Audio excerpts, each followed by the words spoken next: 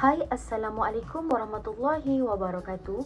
My name is Siti Solihah binti Muhammad Ali and my matric number is S70208. I am student of Bachelor of Applied Science Maritime Technology with Honours.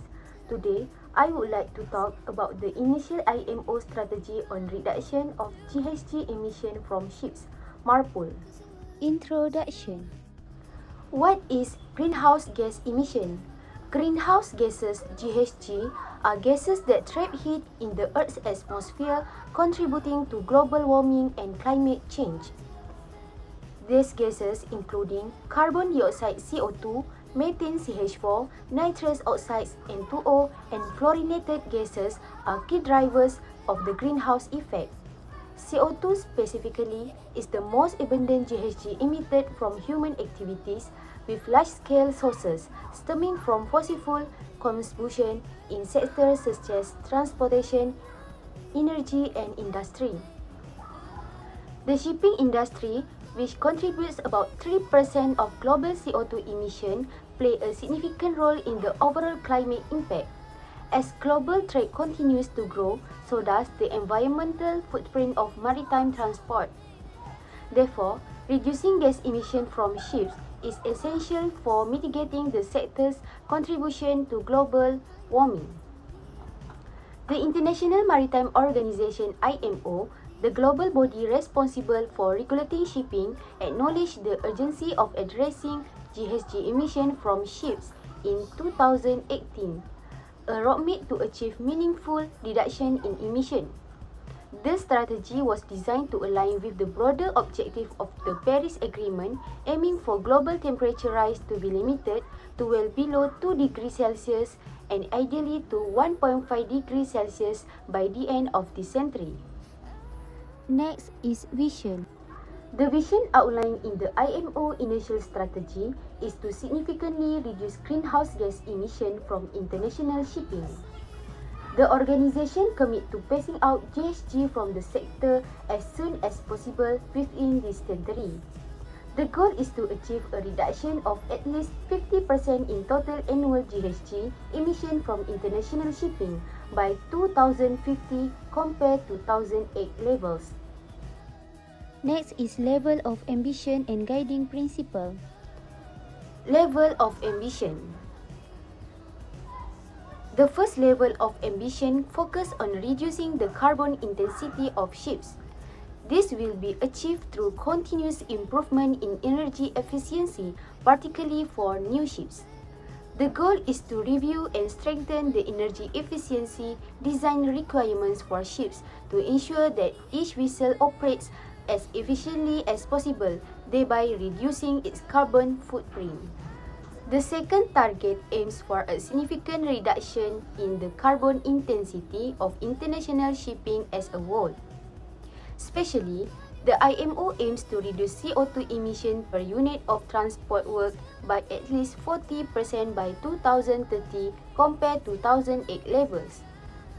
This measure applies to all ships operating in international waters, ensuring a global approach to reducing emission across the sectors.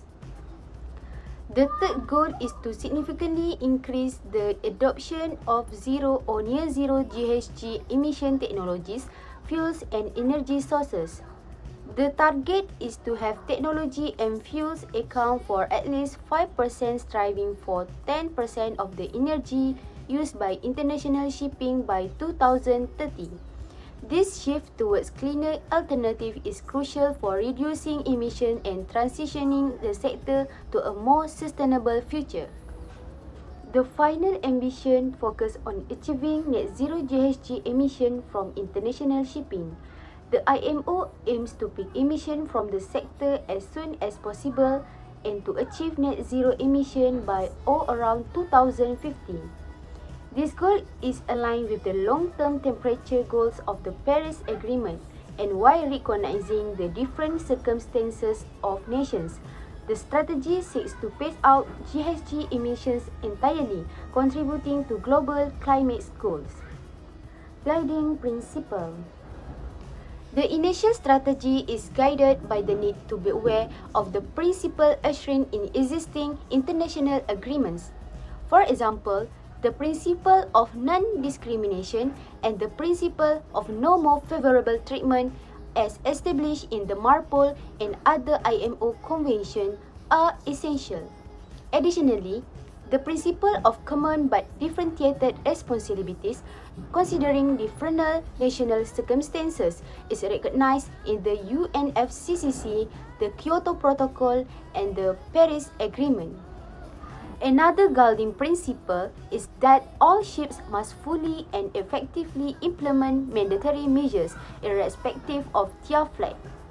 This is necessary to ensure the successful achievement of the strategy's objective and highlights the importance of compliance from all parties involved. There is also the need to consider the impacts of these measures on different states, particularly developing countries. This includes least developed countries and small island developing states, whose specific needs and challenges are acknowledged in the MEPC 68 report. These emerging needs are further recognized in the organization's strategic plan, as stated in Resolution A111030. Finally, the strategy emphasized the importance of evidence-based decision-making while also incorporating the precautionary approach outlined in Resolution MEPC 6737. This ensures that actions are taken to prevent potential harm even when full scientific certainty may not be available, balancing risk management with precaution. Launch project. Firstly, Energy Efficiency Design Index, EEDI. This is a tool that helps to assess the energy efficiency of ships and encourage the use of more efficient technologies and designs. The EEDI sets targets for the carbon dioxide emissions of new ships based on their size and types and requires shipbuilders to demonstrate that their designs meet this target. Secondly, Ship Energy Efficiency Management Plan, SEEMP. This is a tool that helps ship operators to assess the energy efficiency of their vessels and identify opportunities for improvement. The SEEMP requires ship operators to develop and implement plans to improve the energy efficiency of their ships, including through the use of more efficient technologies and operating practice. Thirdly, Energy Efficiency Existing Ships Index, EEXI. The EEXI is a measure introduced by the IMO to assess and improve the energy efficiency of existing ships. It applies to ships of 400 gross tons or more and requires them to meet minimum energy efficiency standards based on the ship's design parameters. The EEXI came into effect on 1 January 2023 and aims to reduce CO2 emission from existing vessels.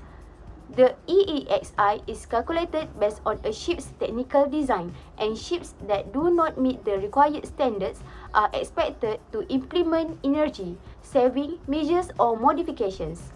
Lastly, Carbon Intensity Indicator (CII). The CII is another key initiative aimed at improving the carbon efficiency of ships. It requires vessels to monitor, report, and improve their operational carbon intensity, which is the amount of CO2 emissions per unit of transport work, example per ton mile. The CII regulations came into effect in 2023 and apply to ships of 5,000 gross tons or more.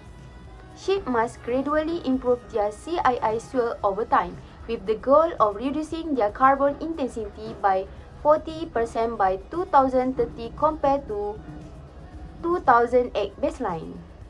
Next, conclusion. In conclusion, the initial IMO strategy on the reduction of GHG emissions from ships marks a pivotal move towards achieving a more sustainable and environmentally responsible maritime industry. The commitment to achieving a 50% reduction in GHG emissions by 2050 and striving for net zero emissions in the long term demonstrate the IMO dedication to sustainability. The ongoing projects and collaborative efforts to introduce energy efficient technologies and alternative fuels reflect the industry's potential to evolve and meet these ambitious goals. Through continuous innovation, regulatory framework, and international cooperation, the IMO strategy will contribute to reducing the environmental impacts of global shipping and play a significant role in mitigating climate change. Lastly, reference. That's all from me. Thank you.